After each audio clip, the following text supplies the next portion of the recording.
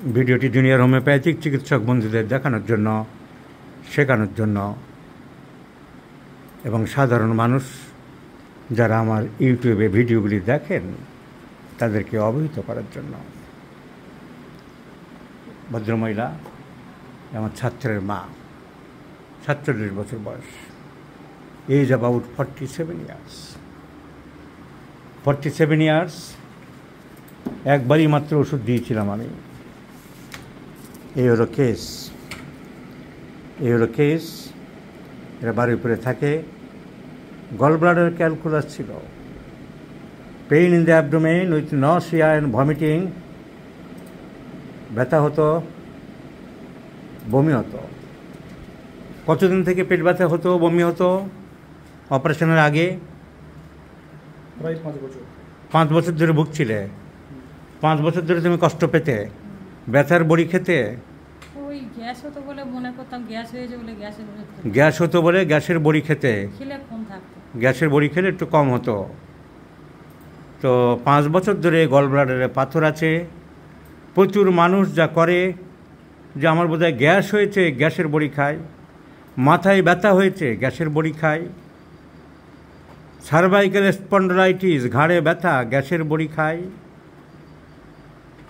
এমনি সামান্য জ্বর, সর্দি, অল্প অল্প জ্বর, ঠান্ডা লেগেছে বাচ্চার, প্যারাসিটামল একটা দাও। আমি একটা দিয়ে এসেছি ডাক্তারবাবু, আর কাদের মেয়েকে বলে এসেছি তুই 12টার সময় একটা দিবি, 4টার সময় আরেকটা দিবি। মুড়ি মুড়কের মতন প্যারাসিটামল লিভার নষ্ট করে দেয়, লিভার আর কাজ করে না। কথায় কথায় গ্যাসের বড়ি খাওয়া ক্যান্সারের দিকে নিয়ে চলে যায় রোগীকে। কথায় কথায় ব্যথার বড়ি খাওয়া কিডনি শেষ করে 30, 35, 40 বছরের মানুষজন সমস্ত সব কিডনি খারাপ হয়ে ক্রিয়েটিনিন আর বেরোতে পারছে না, শরীরের ভিতরে আবার ঢুকে যাচ্ছে। বাঁচার রাস্তা কয়েক বছর ডায়ালিসিস করে, কয়েক বছর যদি টেকে, মানুষ মরছে অ্যালোপ্যাথিক ওষুধের জন্য। অ্যালোপ্যাথিক ওষুধ অনেক আছে জীবনদায়ী, এটা ঘটনা।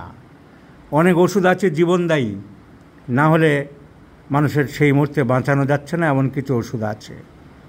আর জীবনদায়ী ওষুধ মানেই হীরা বা প্লাটিনা দিয়ে তৈরি না।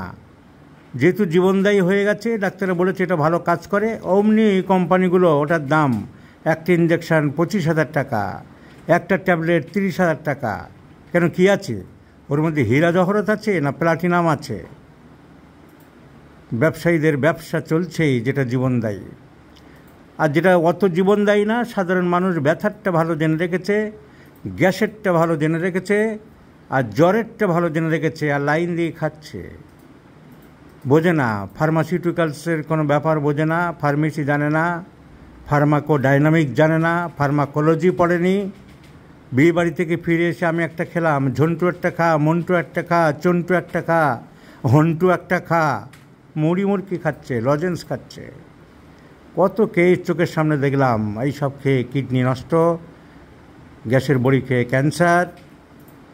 কথায় কথায় প্যারাসিটামল একটু হলেই, সামান্য একটু জ্বর সর্দি কাশি হলেই, কিছু হলেই হাতে ব্যথা করছে, মাথায় ব্যথা করছে, প্যারাসিটামল, লিভার শেষ, লিভার ক্যান্সার। ওনাকে আমি যা দেখেছিলাম 5 বছর ধরে গ্যাসের বড়ি খাচ্ছে আর পেটে হাত দিয়ে যা অবস্থা বুঝেছিলাম, ভেবেছিলাম খারাপ কিছু হলো না তো। বললাম যে আমি ওষুধ দিচ্ছি, একবার এসেছে বড় আশা করে। আই প্রেসক্রাইব ন্যাট্রামিউর 1-2, বেশি দিইনি, যেখানে 4 ফাইল করে দিই। আমি প্রেসক্রিপশন দেখালাম মাত্র 2 file, just satisfactory. And I advised to his son, the homeopathic physician, my student, যে ইমিডিয়েটলি অপারেশন করাও। তুমি এতদিন ফেলে রেখেছ কেন?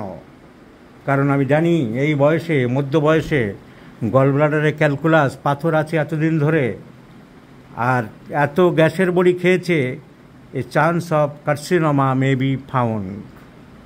আমার কথাও শুনেছে, অপারেশনটা করেছে। একবার ওষুধ দিয়ে আজকের আমার সাথে দেখা করতে এসছে, আর ছুটির দিন তাও এসছে। অপারেশন করার পরে বায়োপসি হয়েছে, the result is gall bladder adenocarcinoma. The same patient, Pushparani Mondal, I had given only one medicine, Actamur 1-2 at on time, and I forced to do operate. He fulfilled my talk.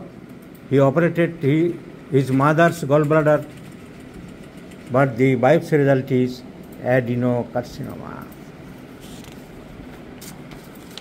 The physician is also written here, adenocarcinoma of the gallbladder, and referred to oncology department.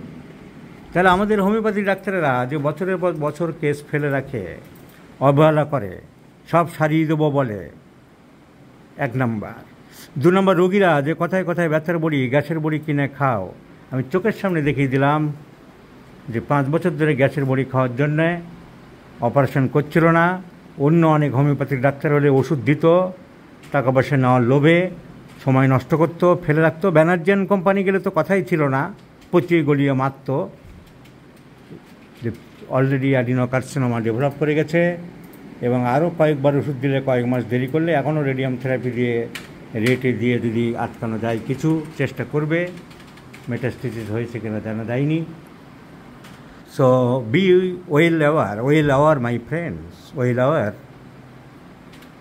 By this video, I am giving a strongly warning to the general publics of the society not to take a large number of painkillers, anti-inflammatory medicines like paracetamol and the antacids.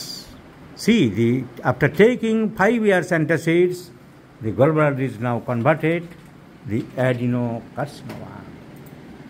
So be careful, my friends.